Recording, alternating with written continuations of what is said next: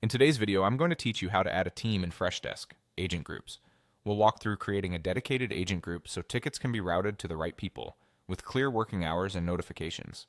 This helps keep your support process organized, especially if you have multiple teams or time zones. First, open your Freshdesk account and click the admin icon, the small gear, on the left sidebar. You'll need admin or the right permissions to continue. If you can't see the option we're using, check with your account administrator. Next, under the Team section, select Groups. This is where you manage the teams that tickets can be assigned to.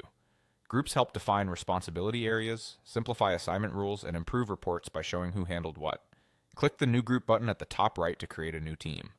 Keeping your naming consistent really helps. For example, use a structure like Level 2 Support or Billing Escalations, so everyone understands the purpose at a glance.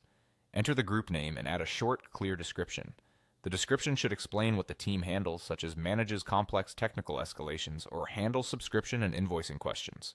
A good description helps new agents, managers, and automations know when to send tickets to this group. Choose the business hours for this group. Select the specific working hours that match when this team is actually available. This is especially useful for global coverage and helps align assignment expectations and reporting with the team's real schedule. If your organization uses different time zones or holidays, make sure you pick the schedule that reflects those differences. Now assign agents to the group. Start typing the names of the people you want to include and select them from the suggestions. You can add both full-time and occasional agents. Keep in mind that occasional agents are best for light or infrequent workloads, and you should make sure your plan supports them. You can always return to this screen later to add or remove members as your team evolves. Decide on group notifications. Turn on the option if you want the entire group to receive an email when a new ticket is assigned to the group. This can be helpful for small or high priority teams, but it may create extra noise for larger groups. Many teams start with it enabled and then refine their notifications later based on volume. When everything looks good, click Create.